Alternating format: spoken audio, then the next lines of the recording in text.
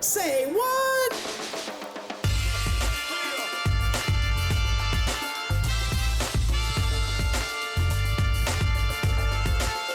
Hello and welcome back. It's time for Say What, where we hear from those connected to the industry about what's going on in our world of electrical apprenticeship. This will always include topics that you suggest, so please keep those coming. I'm your host, Cindy Sandifer. Being an electrical apprentice is just the beginning of a career with endless possibilities. The sky is truly the limit to what you can do. Someone, like our guest today, might choose to train the next generation of electrical workers by becoming an instructor at their local JTC or AJTC.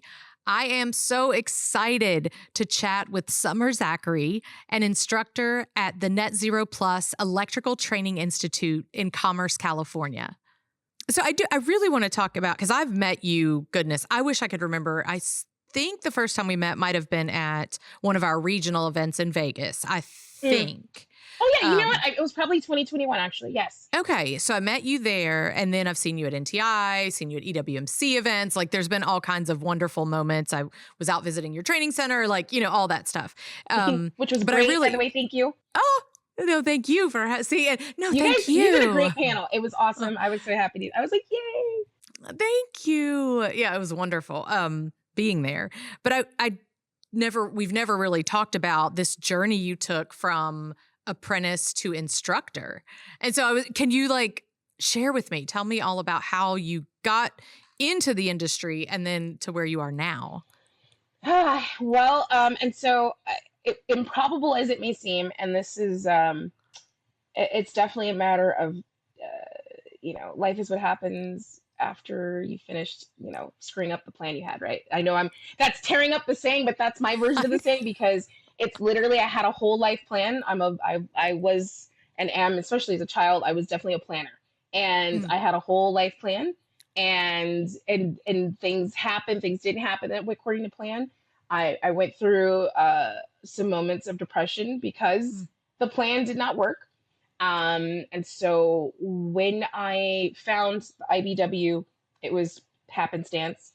I was not working. I was back living with my mom and was, boohooing and just sad, down, and depressed, really. Without dealing with it at the time, I was, in a space, and I knew some things had happened. I'd had some things I'd done, failed business venture, I'd started business, done things, and I was just down on myself. And then, so I was like, okay, I've got to get a job. And having only done a couple years in college, not having a degree, it's now, it's 2011 technically, or no, it was early 2012. Late 2011, I think, is when I first found it.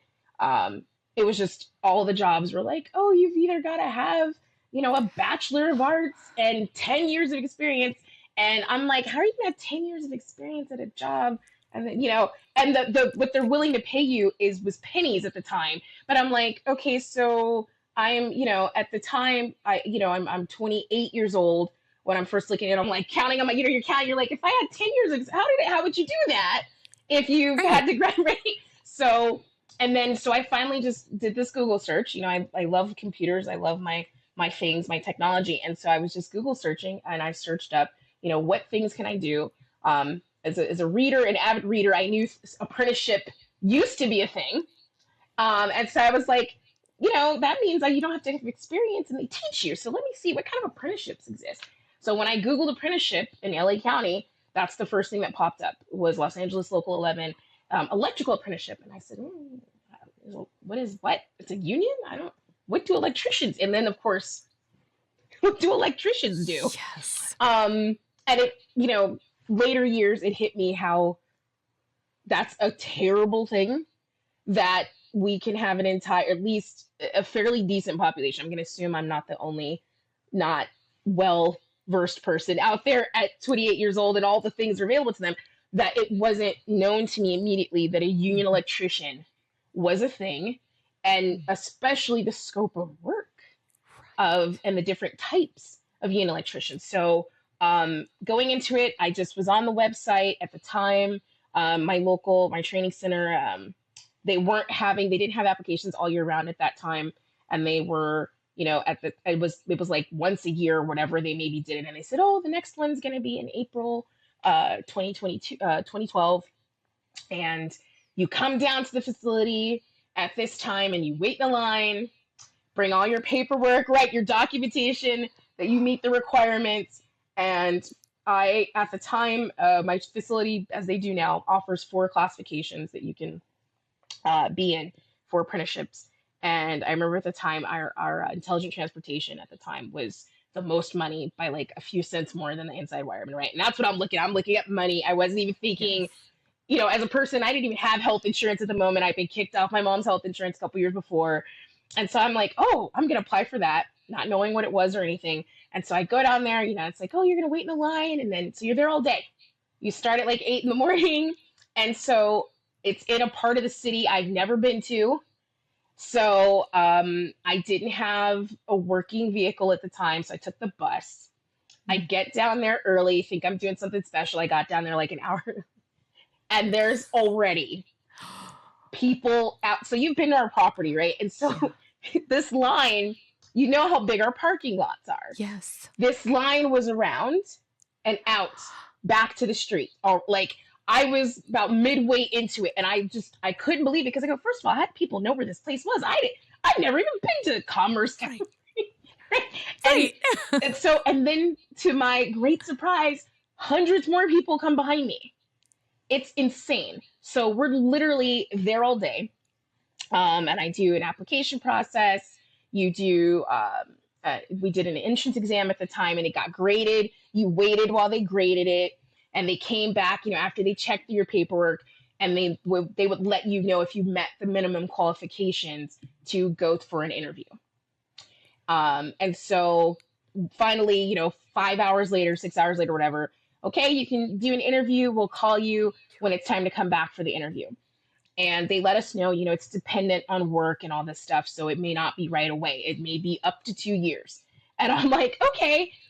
So I left there kind of like, oh, 2 years. Okay, that's, but they called me for the interview. I want to say it was early August. They called me, it was 4 months later, because I kind of not thought about it. And was looking at other options and trying to, do things. And I get a call for an interview and I'm like, okay. So I skip over there to do this interview in August. And it was funny, same thing, I didn't know. And they're asking me, okay, well, why do you want to, you don't have anything in your resume? Because I brought a resume and did a whole thing and put on my best business casual. And because again, I didn't know what we're doing or anything about this. And they're like, so what made you decide that you want to be an electrician? And I'm like, well, I actually don't know that I'm going to be good at this.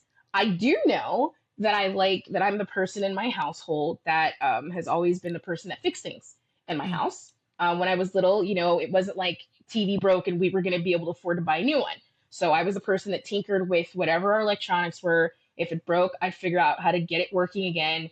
I loved, to my mother's great sadness, taking everything apart and putting it back together as a child. It was a source of a lot of problems and just mostly consternation from my mother because I have an older sister and I was just not, my older sister was like, we were opposite children in every way. And my mother was just like, who are you, this little person? And so for a while it was like that. So I just told them, I said, look, in the interview, I said, I love working with my hands. I do things with my hands. I build computers. I do different things. I've just never done, commercial work or anything like that, but I like putting things together. So the best I can say is I probably will enjoy this if for another reason than that. Right. And I like a sense of completion, getting things done. And so they said, okay, well, transportation is, working with a jackhammer and doing these things. And I said, because I'd read the documentation at this point after I'd gone to the interview and stuff, they had little pamphlets. So I'd seen that. And I'm like, if that's what you got, and you're trying in an interview, you're trying not to say anything that's going to get you disqualified because obviously you need a job. So I'm just like, guys, whatever, I see you've got all these classifications. I will happily attempt whatever you call me for, whatever is needed in the moment.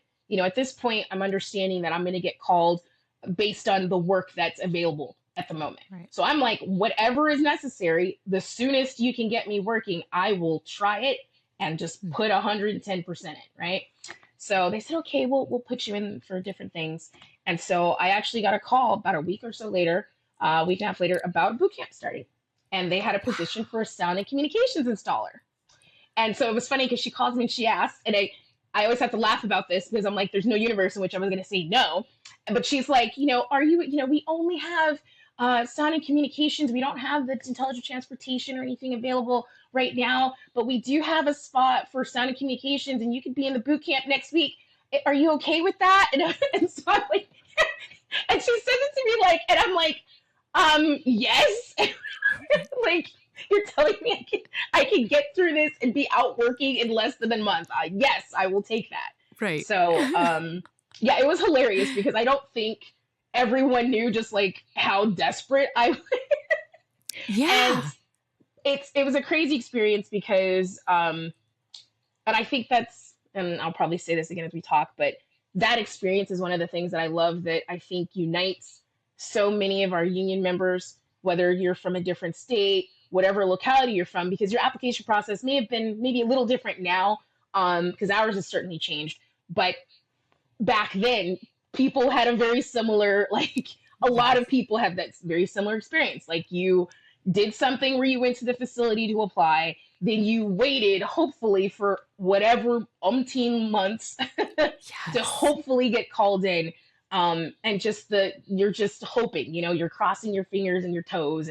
And so I think that's something that's pretty awesome is having that shared experience. And I think that does a lot for our union in general, because so many of us have had that experience. And whether it was, somebody who, maybe they're third or fourth generation, electrical union member, that's great. But they likely you still had to probably wait a while, even if you kind of were more certain, at least, you may have known more about what you were getting into, but you still kind of had that, okay, I guess I'm waiting for them to call me back type of situation. And if you were like me, where you had no experience, but we all are kind of united in that, we had to do a little bit to get here. Yeah. Right. It wasn't an assurance. It wasn't, it was okay. And you're going to wait till the work is needed. And then we'll call you, hopefully. Hopefully it's you we call, right? There's the hopefully, right? It's not a guarantee just because you meet all of these qualifications. Like, no, it's like, great. You're one of and for us, it was, now being in the back scenes later, working at the Train Institute. And I found out, it's like, oh, you're one of the like 5,000 people who met these qualifications this year alone. And it's like, excuse me?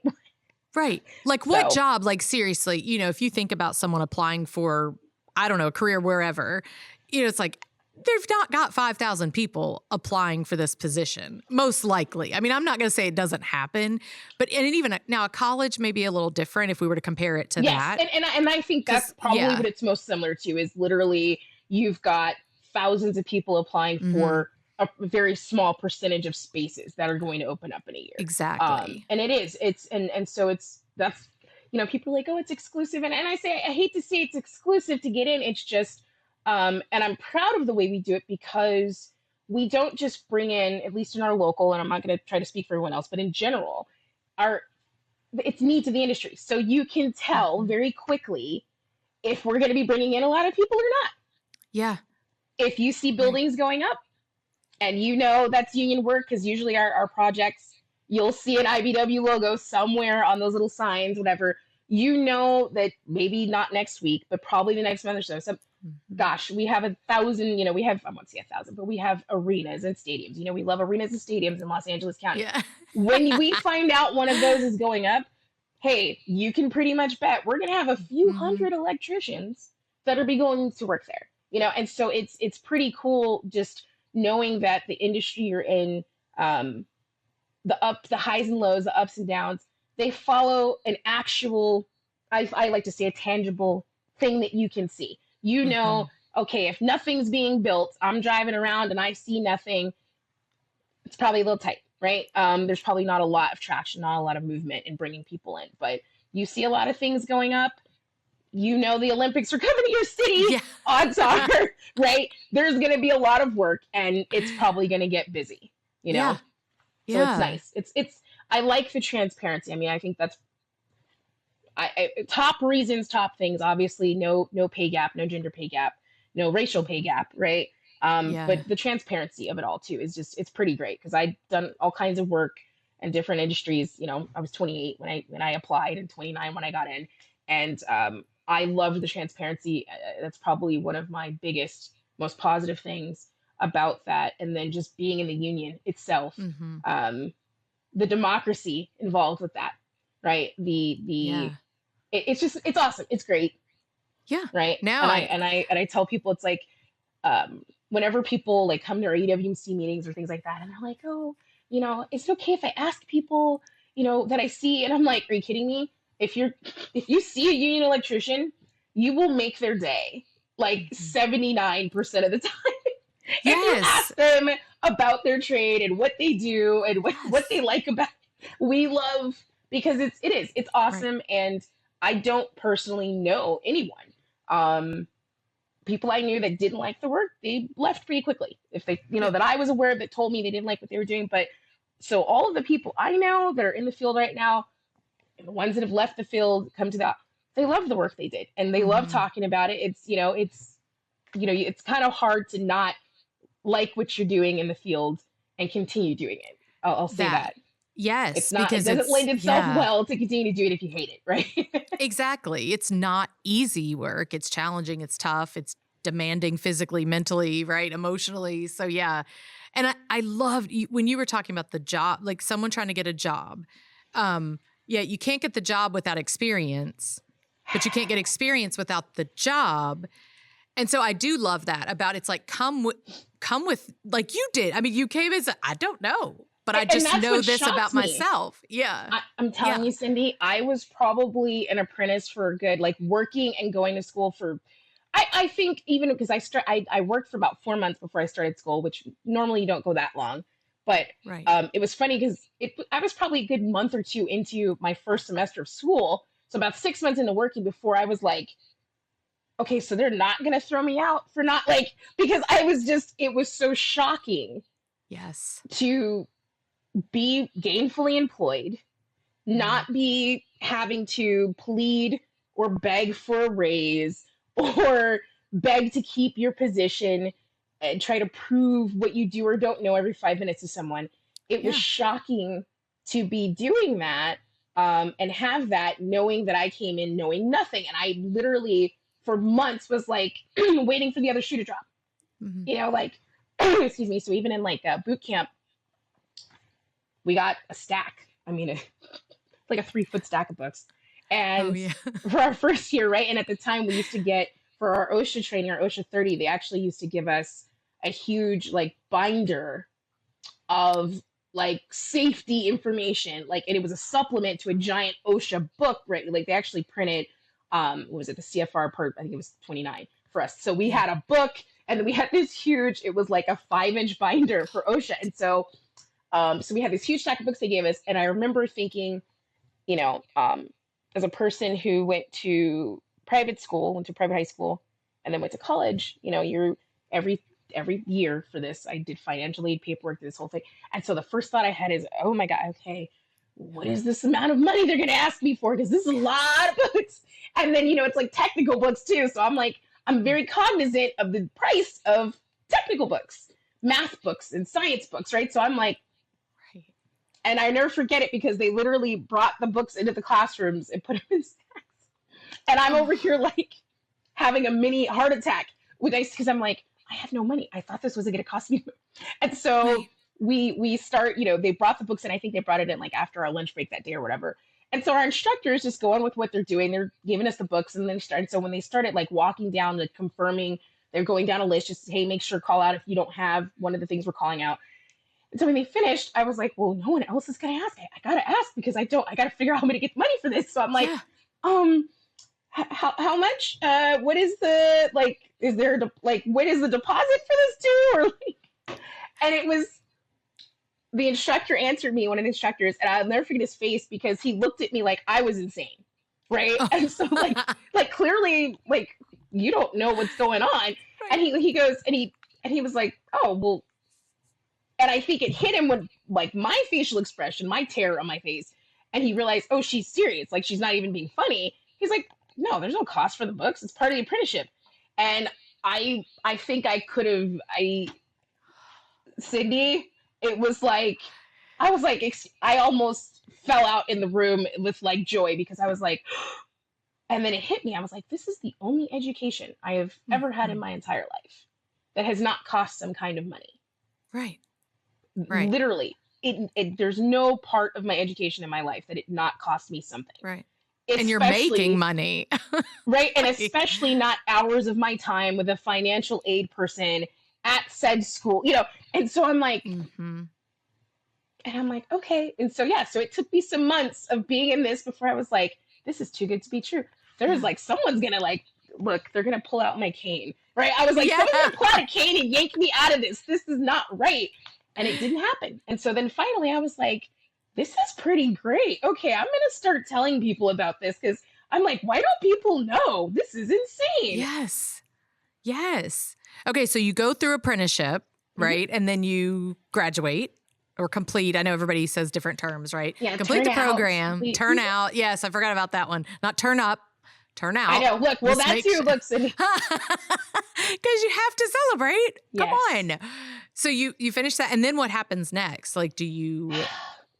So it was the opposite of what I caution students to do now, which is turn out and take a break, and then don't forget about us and come back, visit us, come back if you feel like any inclination towards it, come back and apply to teach. Right? I always tell people, but take a break first. I did not take a break. Oh, So no, so in my early on in my apprenticeship, late in the first year, I'd say I kind of I got involved with so obviously we know about the giant gap between percentages of women in their trades. So mhm. at our local, they've and I don't want to say always, but the entire time I've been in it, my local has had some kind of initiative to try to recruit and retain women. And so very early on, I think late 2013, I started getting invited to, and especially because of the classification I was in, which is kind of underrepresented in my local, Mhm. um, I started getting invited to attend different conferences and things for women's events, and trying to recruit women and women's solidarity and things like that. And I think also just because I was running around screaming about how awesome this was, and they were like, Yeah. "Okay, wow, well, she's the cheerleader we need." I was like, "This is the best thing since sliced bread." No, and then that segued into I think early in my second year. Um, one of my instructors and my mentors, Dion Mays, he was one of my instructors or mentors, and he I says, "Oh love well, Dion. right." And so he Yay. says, "Well, there's this group I'm in, and we help tutor people in math to help them get through the entrance exam." And little did he tell me, the group he was in, he was at the time the president of that group, which was the Electrical Workers Minority Caucus, our Local 11 Yes. chapter, and he really undersold it, right? And so he's like, "Oh, just come help with this." And I say he gave me bait because I helped showed up once to help tutor people, and then I'm talking to people and I'm like, "Oh, you do community service things? I want to help. I want to do things." And then it was all downhill from there because then I had something to do every weekend, right? Mm. I had Oh. something to do every weekend. Sometimes on days that I didn't have classes after work, we between the women's stuff, and the EWC stuff, we had a lot of what do I want to call it? I don't know a good word for it. I'm trying to think, but we had a lot of involvement locally, politically, with Mm. going to city council meetings. Right? They Oh, would wow. have events where Yeah. they'd say, "Hey, we're having a city council meeting, and one of the things on the docket is a PLA for this big project. We want to see some of our union members from the neighborhoods there." And a lot of times, our business manager at the time, Marvin Kropp, would say, "Hey, we're going to have buses come to the school to pick you guys up. We'll throw in a free T-shirt. Come show up because we want to take you to this. We want some of you guys to jump on the mic if you feel comfortable and talk about why you're in the trade and why it's important that this work in your area be done Mm. union, right?" And so there was always these things, and I just thought this is the most amazing thing ever. And so I participated in all this stuff. So by the time I turned out, um, I was I actually turned out like 6 months early. I got a meritorious upgrade Ah, for good grades and yes. all that good stuff. So I Woo. turned out. I got to skip my very last semester. I had my state certs already, so I turned out, and when I turned out, it just so happened at the time, Dion had stopped teaching because he was our assistant training director. He had become the assistant training director at our facility a couple years before, or a year before. And then we just had like one sound and communications installer. Right. And so when I turned out, it was kind of like I felt kind of bad because even in my training, I'd only had a sound and communications installer for 2 of the 5 semesters that I had been in Oh, school. It was inside wireman the rest of the time. And it's not bad. A lot of the curriculum we do, I'd say about 30% of the curriculum we do, 30-40% is exactly the same, right? right. Because we got to do all the electrical theory and the math stuff. But our specific sound stuff, of course, our instructors, the wiremen in our local, they don't do those things, right? It's a very separated scope of work. So there was a lot of, I don't know, you'll have to go to someone else to answer these questions. And so I felt like, that was such a big part of what drew me in is having that instructor first semester with sound and communications and being able to ask your instructor questions related to how Mm. they're doing their work in the field. And does this sound like that's the way you're supposed to do it? I know I saw this in the OSHA training, but is this like that's such a huge part, I Yeah. feel, of what makes us training our own so Hmm. special. And so by the time I turned out, I was like, well, there's only one left. And we were having kind of in 2015, we started having a huge surge of work, a huge Mm. surge in work.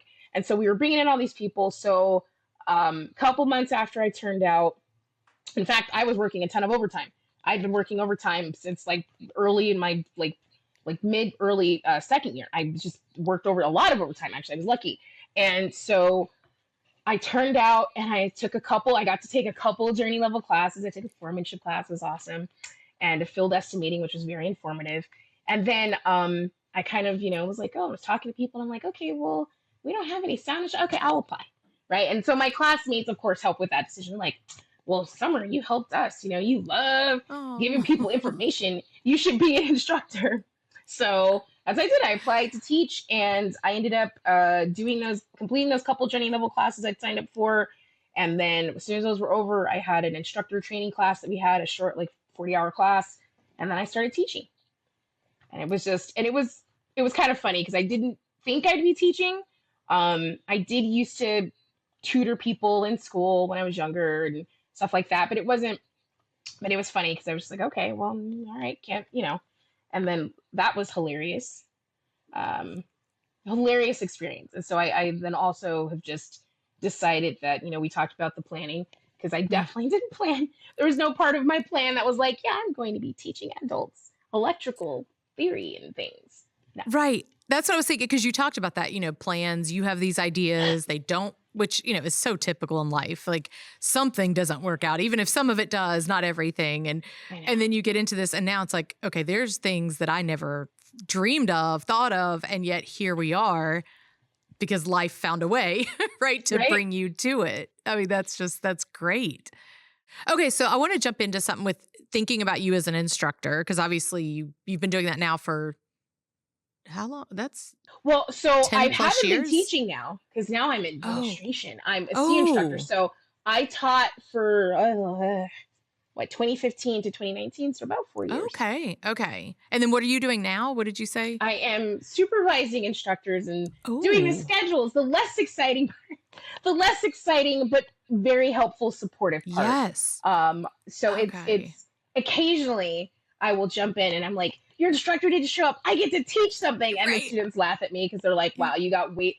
And I do get excited because now we have whiteboard walls. We have a whole wall So you in can our just write classroom. everywhere. Yeah, it's Yes. awesome, and I'm like so excited about this, and I'm like, guys, you don't even know how amazing this is, and they're like, Summer, you can't even reach half the wall.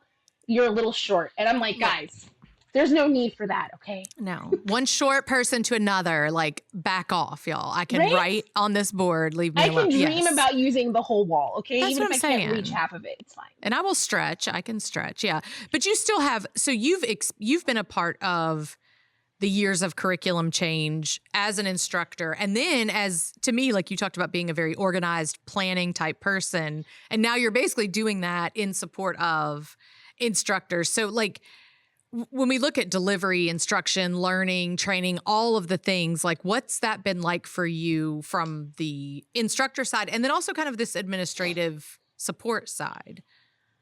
What I have seen and what I've loved is the growth. Because when I came in, we were, and it's funny because I came in, I feel like it like just such a fun time because when I joined the apprenticeship, we had, like I told you, I got a huge 3 foot stack or whatever of books because we had huge, giant physical workbooks in which to write Yes. our homework, all right, have our questions, our answers. And I think I kept most of mine because they're just hilarious. First of all, I Yeah. love a book. I can't, it is Yes. a sad moment in my heart. If you see me, if you ever like see someone here, I tell people like if someone ever said, "Oh, well, Summer, this woman in this alley was throwing away books," and they tell you it was me, you'll know that's a lie. It's a setup. Okay. There's someone is setting me up for something, right? Call in SVU or somebody because Summer Zachary, like you have to claw a book out of my cold dead hands. I hate throwing books away. Okay. I love books, even school books, because they're reference books, right? And I feel like books are such good memories for me. I read. I loved reading when I was growing up. I loved libraries because reading was free, right? Yeah. And Yeah. so it was just we had these huge workbooks, and I finished training and probably I was actually about 2.5 years after I'd been teaching. Greg Greiner came out to our facility in I think it was very late 2017, it might have been, or very early 2018, and he gave us a demo of the blended learning site, right? With the learning management system, and it's like it was this whole flourish. Now it was hilarious because I was like, "Whoa, this is great!" Right? And some of our instructors were extremely tepid, and I'm over here like thinking as a student who used to do homework on the job site because I love learning. I don't like homework. Okay. So Yes. I did Yes. my homework during class, at school while waiting for class to start, or at work on my breaks, right? Like, Yeah. so as a person who was hauling these giant workbooks and textbooks to work so that I could work on the drink, I was like, excuse me, I'll be able to do my homework online? Say what? I was like, yes, this is the best thing. Oh my God. Like, I was like ready to hug Greg and like be his best friend. I think I frightened him a little because I was like, who are you? I want to be your best buddy. To this day, I think Greg is like, right? Because I was like so aggressive. I was like, thank you so much for coming out. This is amazing. I think he I was have to like, ask him you're about way this too now. excited, right? I do. When I see Greg, I'm like, hi, Greg. And he's just like, I do. Because I was so excited, Cindy, because I was just like, this is Yeah. awesome. And it wasn't even like, I wasn't even thinking like big picture, obviously all of the amazing innovations that have been made in the LMS since then. I was just, the first thought I had was, you can work on your homework. You don't have to worry about, oh no, because one of the things that happens in LA, my car got stolen. It was broken into. They stole my backpack where I had a few tools Yes. and my school books, right? And my classmates had had that happen. So, you hear about people constantly that have that happen. So right away, my first thought was, oh my gosh, you're going to be able to do your homework online. You don't have to worry about hauling this ginormous, because like some of our workbooks, like our AC theory workbook, was literally this thick. Oh my And then the textbook is this big, so you're and it Yeah. was just, that was my first thought was my back, the students' backs. Like I was just like, this is amazing. And so that was such a huge innovation. And then to go from that to, that was early 2018. And at first we were a little, our training facility, we couldn't jump in feet first because at the time we had thousands of apprentices currently active in our apprenticeship, and the system wouldn't allow you to do bulk entry, right? Oh, And right, right. so, but that's something Greg, they went back and they worked on. And I don't even know if it was a couple months later, we were able to do kind of the test at our facility. And I was like, I volunteered immediately to be the instructor to test this with my class as one of my sound groups. And I was like, yes, we're ready. And I will tell you, we will work at all the kinks. I will tell you about all the bugs. We got this because I'm like so committed to like making this work because I'm so excited. And I did. And so I loved being there for that change. And then, we then went from that in the old, I won't say it was bad, but the old challenging test generator that was a physical application on your computer that did not like some of the versions of Windows that Did we were not. using at the time because our computer Yes. systems were, it was just hilarious. Going from that to the online test generator Hmm. was another, like, again, I'm over here like, what?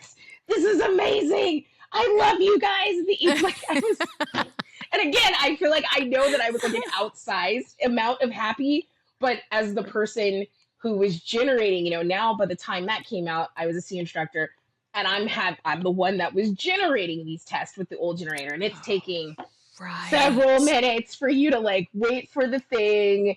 Oops, I accidentally picked the wrong section, like, because at the Oh, time you had to pick, yes. it had like every version.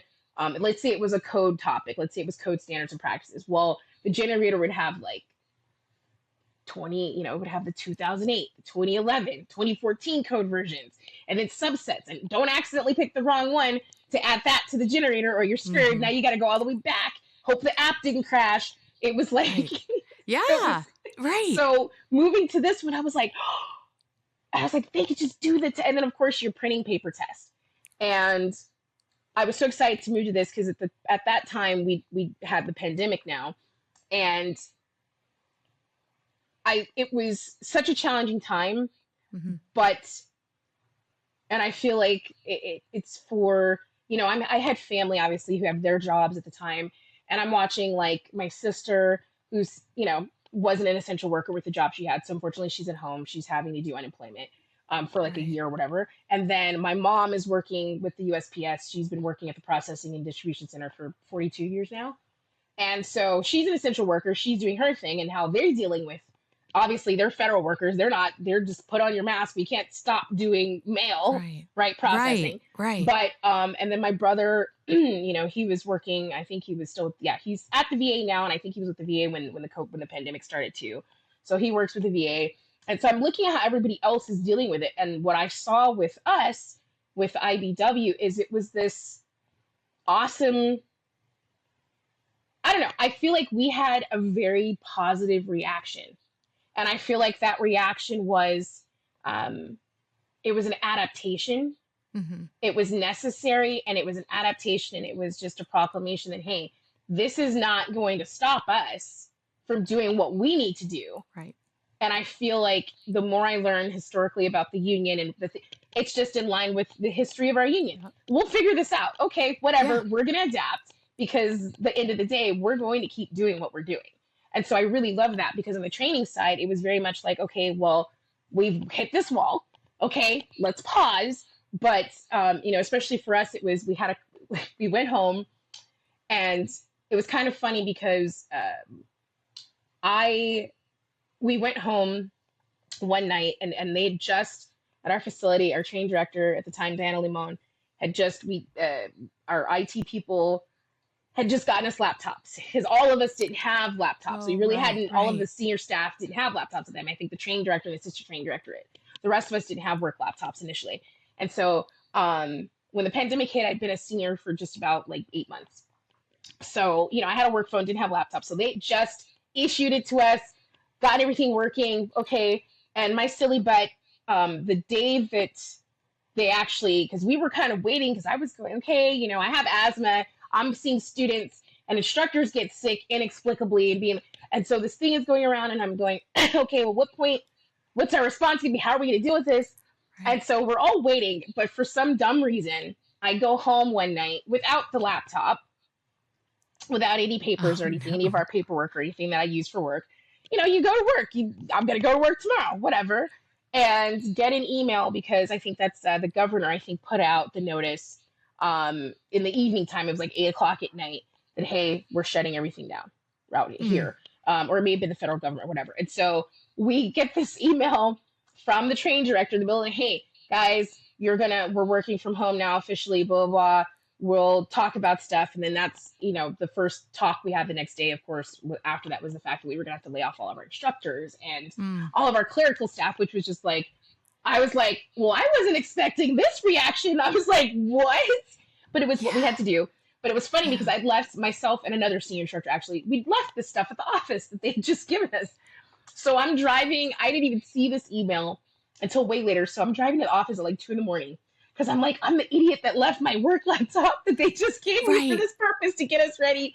So me and this other senior actually ran into each other at the facility at 2 o'clock in the morning No. because we'd Oh both done my the same God. thing.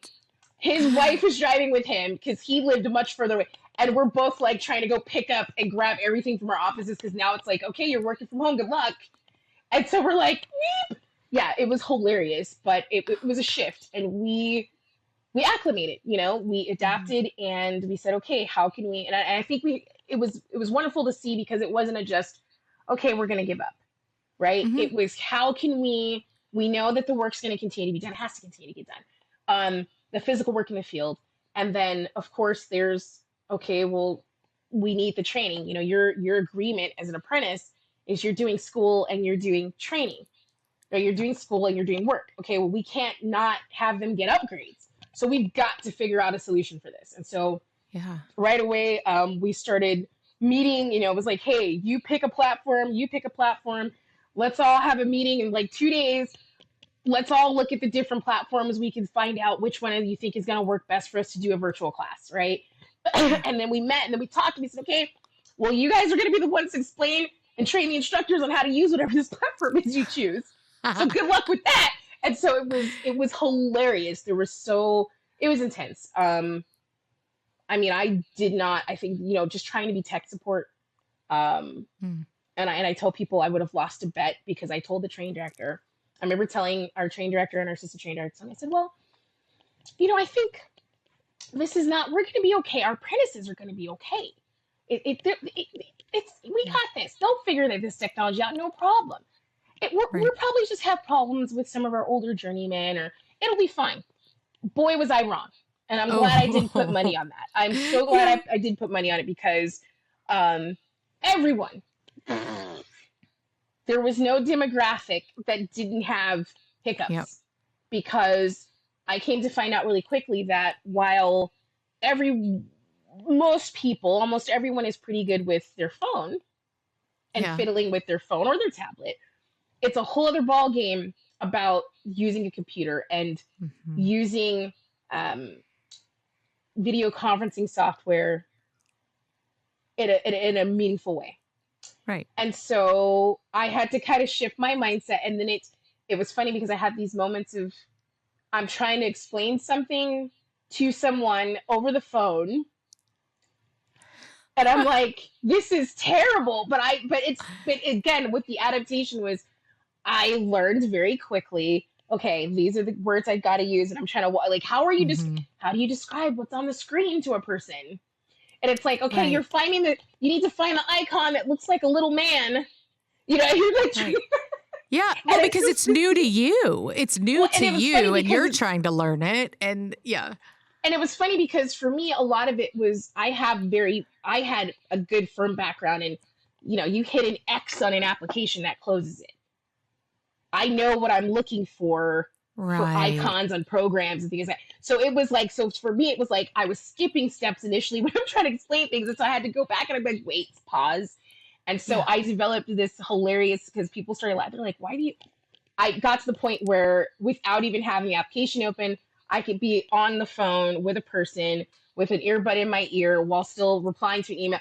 And I'm walking them through how to use Cisco WebEx to get into a session and exactly where things are on your screen. And people are like, how? I was like, because I've had this conversation so many times. Right. Right. But Right. it was Yeah. crazy because I love that we adapted, and it was timely because right as we did this, um, we had to do, it was a lot of work. It was a lot of me being tech support at all hours of the day and night, but um, we had the LMS shift. Yeah. And so by Yeah. the time we got to the online test generator and going full steam ahead into that, um, we got to that. Then we got to, the computer mediated learning courses and the newer version of some of this stuff. When we got to these extra steps, it like using the simulators in the LMS, right? By the time we got there, it was like, so our students were like, "Oh, we got this. We've already had to Yeah. go through hell figuring that. Oh, this is easy." And it was like, so the Right. learning curve that I figured we would have, because as you know, the Electrical Training Alliance, you guys are putting out bulletins and telling us about the plans you guys have. Mhm. a year or two out. So we knew certain things were coming. And I'm over here like, after seeing what it took for our virtual classes, I'm like terrified, but Yeah. didn't hit me. But when we got to these points, it was like, oh, we got this. We know, because then it wasn't teaching people basic computer skills anymore. Right. And so Right. it turned Right. out that hitting that point with the pandemic helped us do something that I think we otherwise would not have dabbled into at all. And we would have Mhm. just been hit like a freight train by the developments the ETA made. You know what I mean? So Right. I think it was very awesome, and it was very necessary and timely that we were able to get some of these things in place. Yeah. Giving, we had to purchase all these laptops because it was, hey, if you're going to have virtual classes, if you must continue doing this, then you have to provide computers to the apprentices, right? And so that's what we did. We Yeah. bought a bunch of laptops, and we had to, again, it was explaining to people. Some of the funniest conversations I had with members were the ones who were like, oh, I don't need to come borrow one. I have one I can use. And then they couldn't figure it out. I get on the phone. It's like, well, this is actually my daughter's Chromebook that her school gave her. And I'm like, and I'm laughing because I'm like, and then one guy, which was hilarious, it was an apprentice I know and had talked to, as a wireman apprentice for years. I knew he was, and we're talking on the phone. He's trying to get his computer to work, and then I'm like, well, it's not letting you like change your audio settings. And what? Turns out he's like, well, I just bought this laptop for my daughter a couple weeks ago, and so he has to stop and call her to get her password, and she's on the phone like, Dad, why are you using my computer? Oh no. And she's No. like 13. And she's like mad at him, like, you're really having to use my computer Like for your class? what? It was hilarious. Oh my We had gosh. some interesting interactions, but Yeah. like I said, ultimately, I feel like it helped take our membership to the next level. Mhm. I don't think we would have. I know we would not have gone there initially as quickly, and so now we have this hybrid classroom situation where we've built 10, and I think we're going to add 7 more, hopefully in the next year or so, where we've set up classrooms with cameras and mics and audio baffling and things, so that we can have a more dynamic virtual class experience. So students can actually, at the moment, I can't come in tonight in person. I'm working a little further away than I thought. I'm going to just go home and I can attend via Zoom. So we're using Zoom for that. And, but at the same time, the instructor will still be in the classroom, and he's got all these tools, but he's not chained to sitting in front of a computer and a camera, because there's Right. a camera that follows him around the classroom. Yeah. Right. There's a digital, if he writes on the physical whiteboard, there's a digital camera picking it up and displaying it in the Zoom session. And then he can also have students physically in the room with him. Right. And it's just, he can talk like normal, whatever instructor, and especially if you're like me, you're walking around and you're gesturing and you're trying to write all over that whiteboard. Right. Yes. You can teach just like you normally would, and then still have that come across virtually for Mhm. students that attend virtually. That was such an important shift that we made, because I want to say at the time that idea first started, had its nucleus. At the time, our assistant training director, Dion Mays, I think it was 2022, early 2022, late 2021. We had come back in 2021 in person to training, full steam. But one of the things we ran into, unfortunately, at that time was the gas prices out here just skyrocketed. Oh, Right? It got insane, and then work kind of slowed down for a bit. And so all of a sudden we were, and it's sad, a little bit of what you're doing on the admin side, and even as instructor, but as you're a counselor. So you're getting emails and calls from students who are going, look, I am not working. I have been on the books for 3 weeks. And now, it's LA County. So we have members that unfortunately have to live, because of the cost of living. They don't live yeah. 2 minutes from whatever job site. They might live, and especially from our facility, right? They may live an hour and a half with traffic. They may live 80 miles Right. from our facility. So they're calling me up, they're emailing, and they're going, hey, I haven't worked in 3 weeks. I don't think I'm going to afford gas. I'm not going to make it to school this week. Right. And it's like, right. well, and so of course you have protocols. We're a state approved apprenticeship. You got to come to school. We can't excuse you completely from coming to school. So it's like, what are some remedies we can come up with? And so the hybrid class situation really helps with that, because it's, hey, now you can, if, we had that feedback, what we weren't expecting during virtual training during the lockdown was, we did get some feedback from some students, and some students were, of course, we had students that were just like, this is not as engaging. I hate it. This is trash. Don't ever do this again. Don't do this to me again, Yeah. right? And I can't argue with it because the instructors are pinned to a spot, and it was awkward for the instructors because they're like, like it's weird. It Yes. felt Yeah. awkward. The tool set wasn't the same. But for some students, some of the feedback we got was, and a surprising percentage was because we do these after class surveys, and some of the feedback you're looking through it, and I was surprised that a few of our students were, I actually really enjoyed the virtual class. Mhm. There's a couple cut-ups in our class group that always take up all the air in the room, Yeah. and they're always talking. And it was nice to be in the virtual session because none of that goes on. I got to Yeah. focus just on what the instructor was going over. And another feedback we got that I didn't expect was students that were like, hey, I liked being able to submit my questions in the chat and only having the instructor see it so I don't have to feel stupid about the questions I was Yeah. asking. And I'm like, Right. oh, Right. wow, I didn't ever think about that. So Yeah. we get to kind of have the best of all the worlds with the hybrid classroom because the students still have all those things they can have, but with more interaction and more, the instructor being, not having to be this cut down version of themselves, and trying to Yeah. figure out a separate tool set to teach. Now, we get to have a much more dynamic and fluid version of that, with the hybrid classroom. So that's really pretty awesome. That is That's been great. such a big thing. Yeah, Yeah. I've loved that, and it's really helped with, things like, like I said, the gas thing is probably one of the worst ones, but also students being able to rest.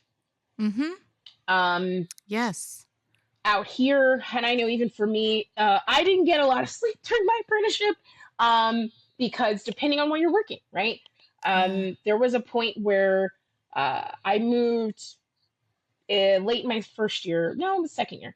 I moved in with my brother and his wife. They moved out here, moved back to LA, and they got a house in Palmdale, which I guess we'll call it a suburb, I guess is the proper term of Los Okay. Angeles. It's in Los Angeles County. It is not in the city center. It is approximately 60 miles from the city center, which is to say Okay. probably 70 some odd miles to my training center. And so at the time when I first went there, I was working in downtown LA. And so I was making a commute. When I wasn't in class, I just drove from Palmdale to downtown and back. Great.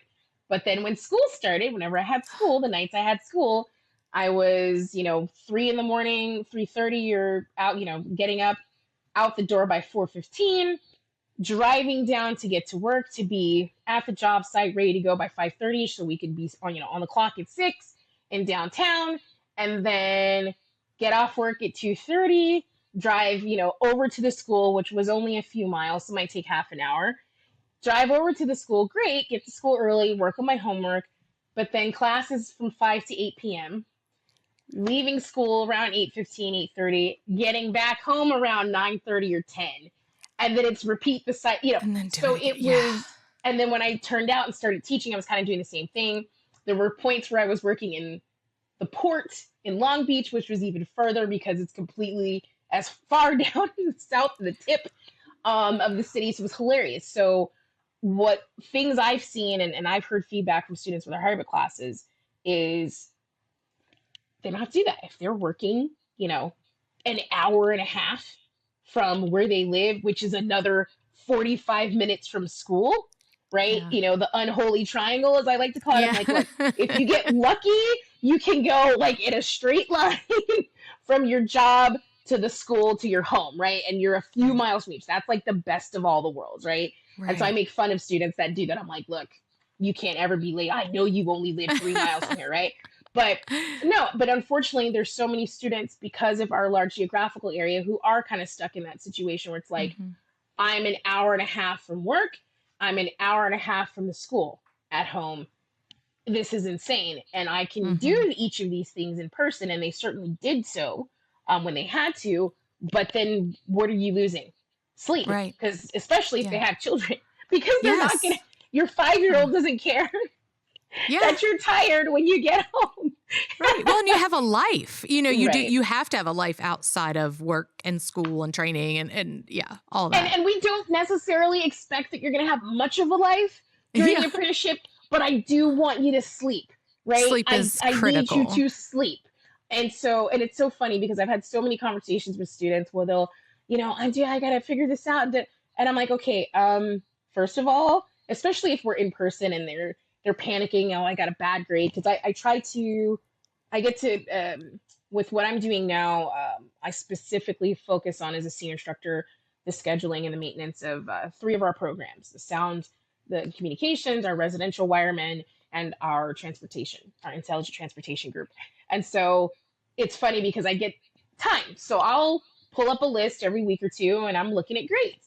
And so I pull people into me, hey man, so you're great, and I know, you're in your third year, you've been doing great. What happened this last two tests? Why did you? And so it's funny because I'll talk to them, and they're like, well, and they tell me all kinds of things. But one of the funniest things they'll start when they start panicking, you see the eyes, and they're like, why, and I'm like, the first thing I'll say, okay, pause. Can we breathe? Can we take a breath together? And then usually at the end of these conversations, especially when they're talking about, you know what, I didn't do my homework for a few days and that's why I got marked absent. And, my kid, as soon as they bring up kids or something, I said, okay, so let me ask you a question. Did you sleep today? Did you get any sleep? And then they look at me and they think, what? And then they'll stop. And I'm like, seriously. I'm like, because you can't function properly. Nope. I said, I get that you're now that I've called you in here, you're up freaking out. Don't freak out. I'm calling you in here like it's an intervention. I want to check on you. I'm not trying to I want to check on you. We want you to succeed. We are investing in you. We are heavily invested in you, I want to ask you, what can we do? Is there something, right? And if it's, and sometimes there is something we can do. Sometimes it's as simple as, hey, I am currently working with a contractor on swing shift, but we're over here. And it's like, hey, have you tried talking to your apprentice coordinator?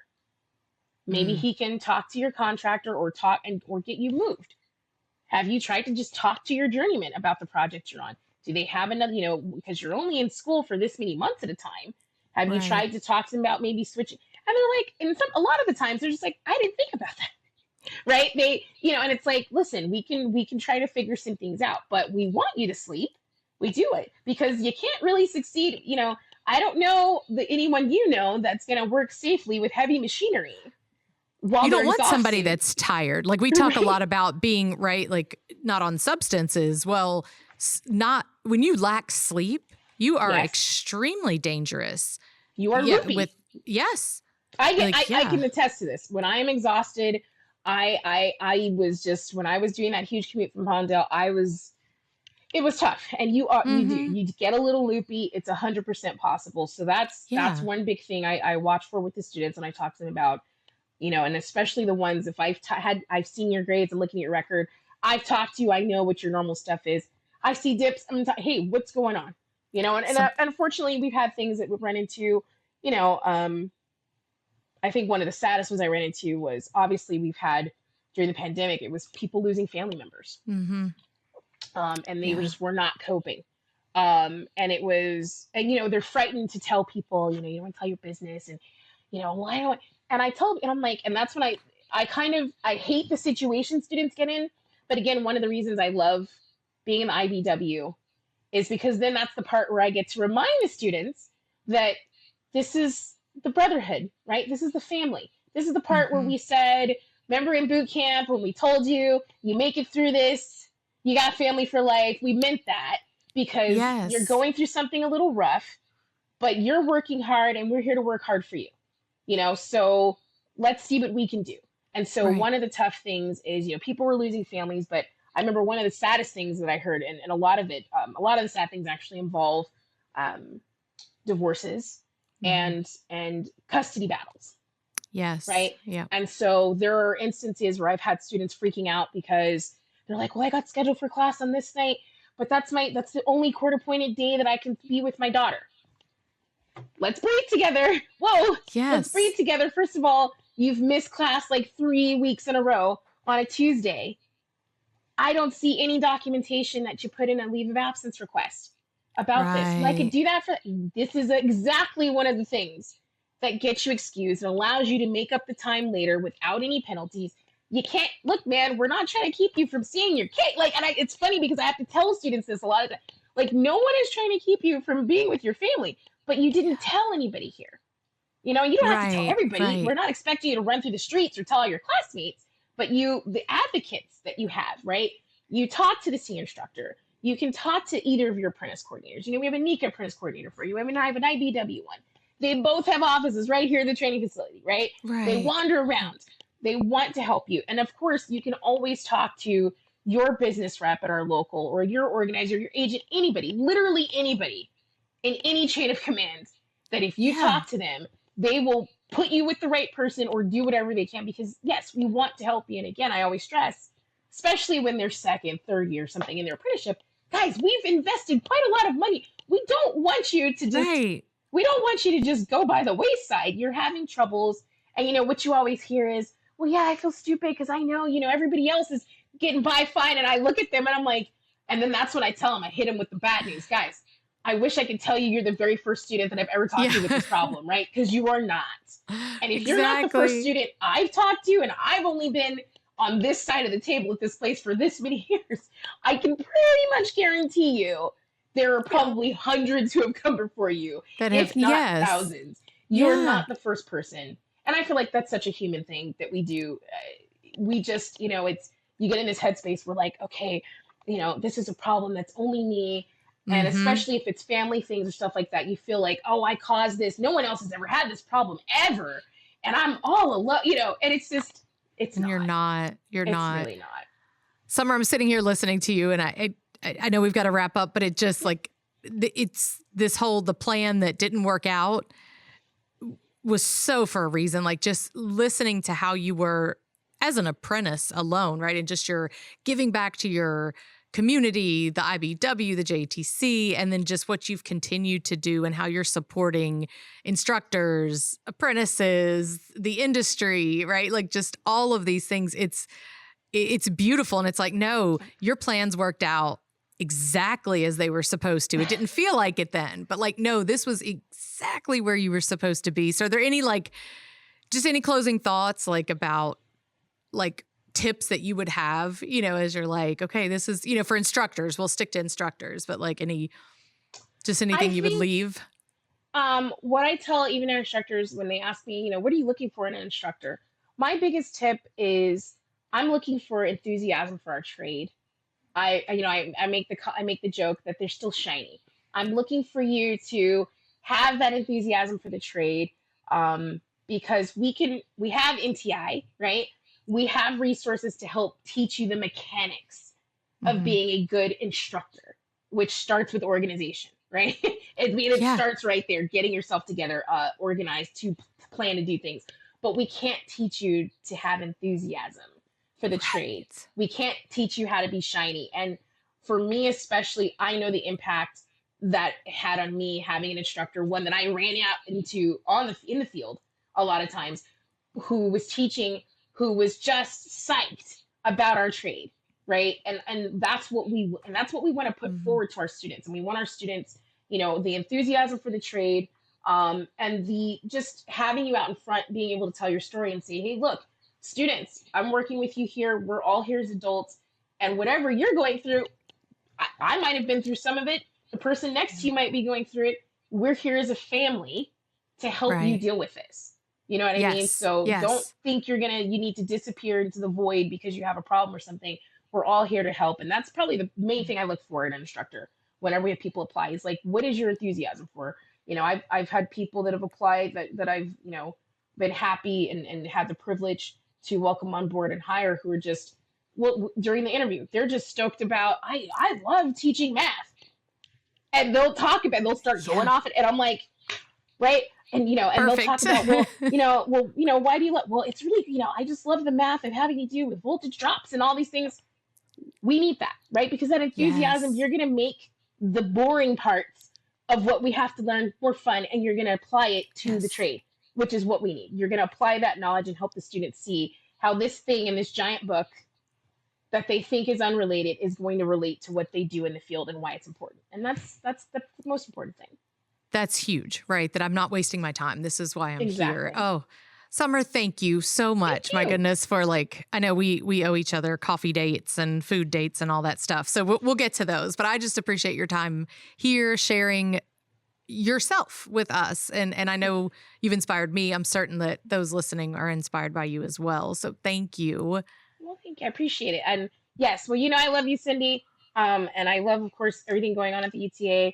And I do. It's amazing. And I can't say enough about my trade, and how I love that we train our own, we teach our own. It's fantastic. So thank you Yes, for having me. absolutely. Thank you, Summer. Thank you so much. Your energy is absolutely contagious. Thank you for what you are doing each and every day to make a difference in the lives of individuals, communities, and the electrical construction industry. Big thanks to you, the listeners, for taking time to join us. Remember, we want to hear from you. If there are topics you want us to cover, if you'd like to be a guest, send me an email, saywhat, SAYWATT, at electricaltrainingalliance.org. Our next episode will drop in October. Until then, you can stay connected with us through our newsletters, blog posts. Be sure to follow us on social media and subscribe to the podcast. Stay powered up, and we'll see you next time. Say what?